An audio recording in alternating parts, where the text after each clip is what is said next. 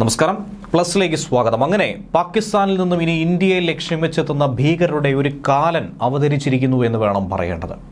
കൃത്യമായി പറഞ്ഞാൽ യമദൂതൻ. അങ്ങനെ പാകിസ്ഥാൻ ഭീകരരുടെ പേടി സ്വപ്നമായ യമദൂതനെ അവതരിപ്പിച്ചിരിക്കുകയാണ് ഭാരതം.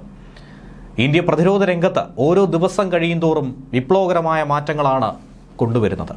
അത്തരത്തിൽ ഏറ്റവും ഒടുവിൽ സാങ്കേതികമായി തന്നെ വികസിപ്പിച്ചെടുത്തിരിക്കുന്ന ഇന്ത്യയുടെ 24 മണിക്കൂർ നിരീക്ഷണത്തിന് സജ്ജമായിട്ടുള്ള അത്യാധുനിക ഡ്രോണുകൾ തന്നെയാണ് വിസ്മയമായി മാറുന്നത്.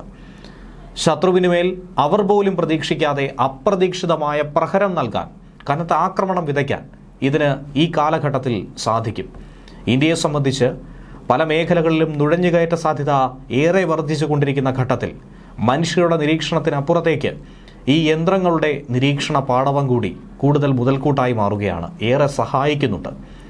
മനുഷ്യന് ഏറ്റവും എളുപ്പം എത്തിപ്പെടാൻ കഴിയാത്ത സാഹചര്യങ്ങളിലടക്കം നിരീക്ഷണത്തിനും നശീകരണത്തിനും ഈ ഡ്രോണുകൾ ഏറെ സഹായം ചെയ്തിട്ടുണ്ട് എന്നുള്ളതും യാഥാർത്ഥ്യമാണ്. ഈ ഘട്ടത്തിലാണ് എങ്ങനെയാണ് പാകിസ്ഥാൻ നുഴഞ്ഞുകയറ്റക്കാരുടെ, ഭീകരരുടെ യമനായി ഇന്ത്യയുടെ ഡ്രോണുകൾ മാറുന്നത്. ബംഗളൂരു ആസ്ഥാനമായി പ്രവർത്തിക്കുന്ന Bharat supply and support material limited കമ്പനിയാണ് അലയൻസ് എക്കോസിസ്റ്റം എന്ന പേരിൽ ഇത്തരത്തിൽ പുതിയൊരു കണ്ടെത്തൽ നടത്തിയത്. വിശ്വാസ്യത, പ്രവർത്തനപരമായ പ്രസക്തി എന്നിങ്ങനെ പല ഘടകങ്ങൾ ചേർത്ത് അൺമാൻഡ് ഏരിയൽ സിസ്റ്റം വികസിപ്പിച്ചെടുക്കുക എന്ന ലക്ഷ്യം തന്നെയായിരുന്നു ഈ കമ്പനിക്ക് ഉണ്ടായിരുന്നത്. അതായത് മനുഷ്യൻ നേരിട്ടെത്താതെ മനുഷ്യൻ്റെ നിയന്ത്രണത്തിനുള്ളിൽ നിർത്തിക്കൊണ്ട് ഒരു യന്ത്ര സഹായത്താൽ ശത്രുക്കളെ നേരിടുക.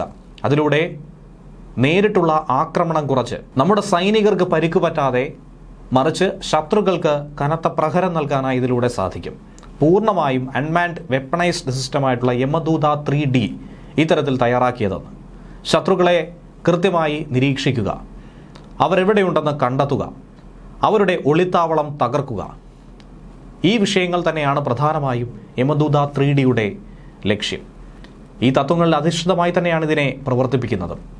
അഡ്വാൻസ്ഡ് സെൻസർ ഫ്യൂഷനും AI അധിഷ്ഠിത തീരുമാനമെടുക്കാനുള്ള പ്രാപ്തിയും മനുഷ്യനാൽ തന്നെ നിയന്ത്രിക്കാതെ കൃത്യമായ അപകടങ്ങളെ കണ്ടെത്തി മനസ്സിലാക്കി തിരിച്ചറിഞ്ഞ് അതിന് വേണ്ട മറുപടി നൽകാനും ഇതിന് സാധിക്കും.